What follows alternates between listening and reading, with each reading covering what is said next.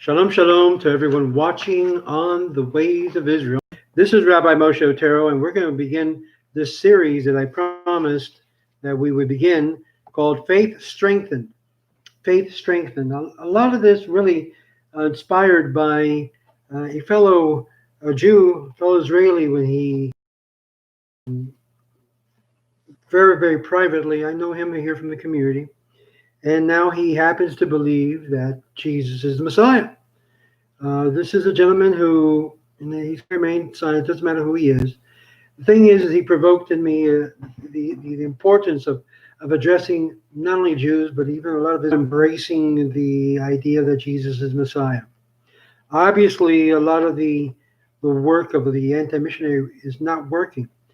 He has very good questions. Even local rabbis weren't able to answer his questions.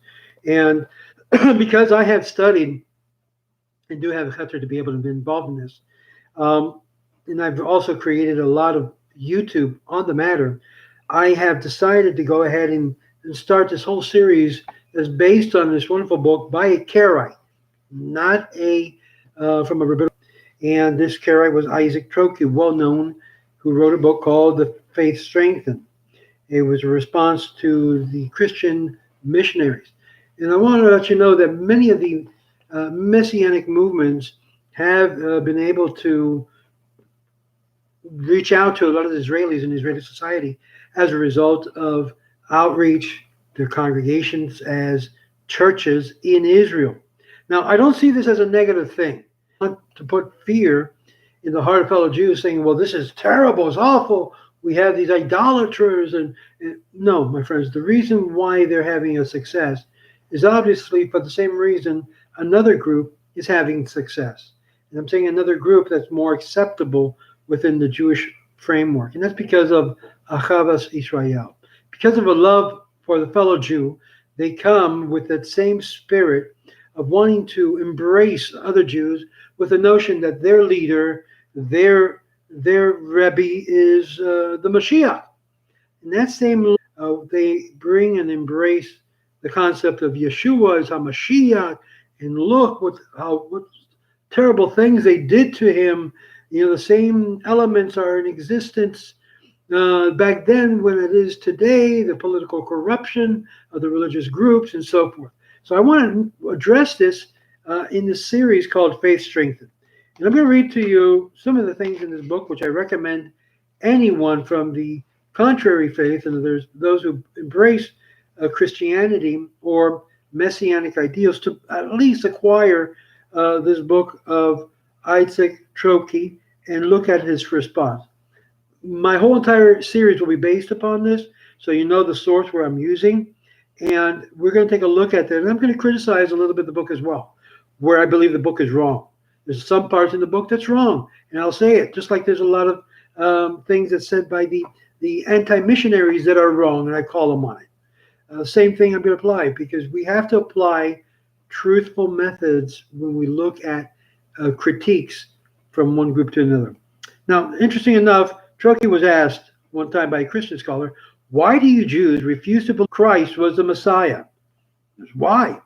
The question which I gave him, says Troke, how is it possible for us to believe that he was the Messiah, as we do not see any actual proof for his messiahship throughout prophetic writings? In other words, we don't see it. You guys are painting a picture that's not there.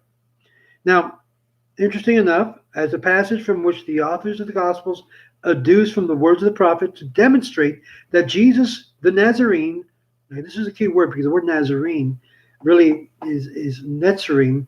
In the Hebrew, it's Netzarim, have no connections with the Nazir, which is spelled differently, to the Netzarim, which has to do with those families that happen to be of a descendant in regular succession, point out the fallacies set forth in the Gospels.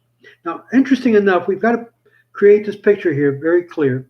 And the picture that we need to create very clear is the following. When we say Gospels, now, are we going to be dealing with the translation, or are we dealing with the manuscripts that were the basis of those? And many of these copies are corrupt, which means that we now have problem number one to solve is, what does the gospel really say? We're going to rely ourselves on, like most of the anti-missionary groups, rely on the translations, the New International Version, the King James Version, the Revised Standard Version, so many versions, the Catholic versions, the Vulgate version. So that is one of the biggest things you need to, first of all, try to grasp hold on. What does the gospel really say? Once you have that answer to that question, then we can be able to move on, because the problem is there are different versions of what the gospels say. And that brings this whole entire argument more complex and more difficult. This is what I'm saying to my Israeli friends is, you think this was all written in Hebrew. It wasn't. It was copied, and all that's left are copies of copies of copies, in which a lot of these copies are not reliable. So you have the reliability of the New Testament as a whole that you have to deal with, that's what you cope with. But besides that, he says the following. He says that the Nazarene was from what we can deduce from the prophet, there's nothing there that will be able to prove that he was in fact the Messiah. On the other hand, we shall see many incontrovertible proofs to support our convictions that Jesus was by no means the Messiah. He wasn't the Messiah. There's a lot of things that we're going to look at as to why. Now, here's a few arguments as an introduction to this first video that we're going to look at. It will be introduced. Number one, he was not the Messiah is evidence. One, first from his pedigree. I'm going to look at the pedigree because one of the biggest arguments that the anti-missionary proposes is that Jesus was really not from the descendants of David. As a matter of fact, he repented, and as a result, his lineage still was counted. But that's only one part. So we're going to look at this argument, and that can be determined from rabbinical sources more so than from scriptural sources. Secondly, from his acts, says Troche. Third, the period in which he lived. Fourth, from the fact that during the existence of the promise were not fulfilled, which are to be realized on the advent of the expected Messiah, whereas the fulfillment of the conditions alone can warrant a belief in the identity of the Messiah. So let's take a look at the first part, and I'm going to just finish with that first part, because this is, like I said, a multi-series video. First, the pedigree of Jesus. He was not descendant of David, being merely affiliated to him through Joseph, as it is testified in the gospel. For in Matthew, perhaps it is written that Jesus was born of Mary during his virginity, and that Joseph knew her not until she had given birth to Jesus. According to the statement, the pedigree of Joseph can be of no avail to Jesus, and at the same time, it is quite evident that the ancestry of Mary was unknown to the author of the Gospels. But even the relationship between Joseph to David is wanting proof, there being a discrepancy between Matthew and Luke in their account of his pedigree, which appears clearly when we compare the Gospels of Matthew, chapter 1, with that of Luke, and at the end of chapter 3, here we see conflicting testimonies, and where that in no case can be attached to belief to either statements. The prophet, on the contrary, predicted to us that the expected Messiah should be no other than the descendant of David. In other words, from the literal masculine seed of King David. Here we have a problem with the Christian point of view and with many messianic points of view, in that they insist that the descendants of Mary were in fact descendants of King David. But the problem is, by Mary, he does not inherit the throne. Only by Joseph. Now here we have the problem from the different translations in the different manuscripts. Please pay attention to this very clearly, because if you're to believe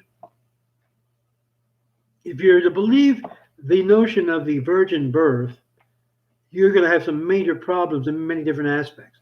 Number one, if you believe in the virgin birth, by the way, let me make it clear, the Netzarim movement and Ra'ana Israel does not believe that Jesus was born miraculously from a virgin. And by virgin, I mean a Betula, Naha Alma.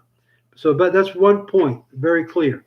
Now, why am I saying this? Because the virgin birth actually negates the rightful heir of a throne of David through the house of David by Joseph, his literal biological father. Now that's problematic in many fronts. Why? One, for us Jews, it's problematic because according to some of the sources in Talmud, it would completely contradict what's stated there. Because most of the statements called contradicting viewpoints regarding that, whether it was the same Jesus it was referred to. So that's the first thing, the first problem that we have there. Second problem is if he was in fact born of a virgin through the Holy Spirit, then that makes God an adulterer because he's coming down and invading the body and life of a woman that was already committed to Joseph, who had already signed a contract, you might say the first part of the Kedushim, which was to separate the woman until the time of the unity, the second part of the Jewish marriage. So that's another problem. So we have problems left and right.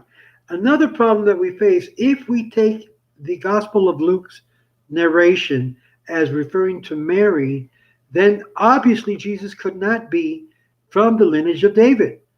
If we only accept the Gospel narrative of Matthew in its more original sources, which happens to be perhaps the Syriac version, which says literally that the father of Jesus was Joseph, making him the biological father, as indicated later by the Apostle Paul, then we have a narrative that indicates that he was an heir to the throne of David, but never reached the throne of David. He was stopped. And thus we have a different situation altogether, making Jesus a rejected Messiah figure to assume or to arise to the throne of the rightful throne of David, which we know in rabbinical sources was done by the Sadducees, that group of people that refused to give back the power to the throne of David to any members of the throne, to any of the families of the quote-unquote Netzarim, the families that had come from the branch. Thus, we have a problem. So what we will find in the gospel stories, if we give we grant the doubt that in fact Jesus was of the literal, physical, biological seed of Joseph instead of giving it to Mary or the Holy Spirit, then we have a claim, a valid claim, that Jesus was in fact of the descendant of David. Interesting enough, our Talmud tends to give an insinuation that that was the case. In the Talmud Sanhedrin, I believe it's like chapter 42 or 45, it makes mention that they had to deal with Jesus completely different than all the other potential candidates. Why? It uses the expression because he was connected to Malchut. Malchut means kingdom. It's not a reference to the power of Rome because, in fact, the only ones allowed to deal with, to negotiate with the secular power of Rome were the priestly tribes and the descendants of David, like we saw in the case of Gamaliel, who happened to speak Greek, who happened to have interaction with the power of Rome. So thus, in that sense, we can say, yes, Jesus was, if we read this correctly in Talmud Sanhedrin, he had Malchut, in other words, to ascend to the throne of David. But as we know, in this first century, that was one of the crimes, one of the things that was castigated against the Sadducees for having usurped the throne and not reestablish it. And because of that, they suffered the consequence of karet. They had no further descendants of that lineage survive. And thus, we see that is what took place in the first century. Now, obviously, on the argument for Jesus being of Jewish descendant, we have it on both sides. But Jesus being a descendant of King David can only be established by Joseph, his father. And if we look at the descendants of Joseph, his father, there is a questionable individual there named Jeconiah. The argument of the anti-missionary doesn't hold water. Why? Because Jeconiah, though he was cursed by Jeremiah, later on, if you study properly and look closely, Jeconiah was restored and forgiven, and thus his lineage was also still valid and continued to the time of the first century. And thus, this is the reason why, because his descendants came from Zerubbabel, his lineage is a valid lineage. Another interesting point that I want to make you aware of, the Sanhedrin talks about that there was a scroll of pedigree. This scroll of pedigree has yet to be found, but it was known to be in the areas where today's modern Sanhedrin is constructed. So it's very possible that one day you'll hear about this lost scroll reappearing because it has the actual pedigrees of this Yehoshua. Complete concept, completely different. I'm going to pause here, and this will be the first video. And we're going to look in our next video as to the work of Jesus, and we'll find that he himself did the opposite of what the Messiah was supposed to do. Completely the opposite. And this is the reason why, in many points, we can't hold him to be Messiah. We can't hold him to be Mashiach. So stay tuned. Join my channel. That is youtube.com/Los Caminos, Mr. Caminos de Israel. Mr. Caminos de Israel. Shalom, shalom, and look forward to having you part of this series.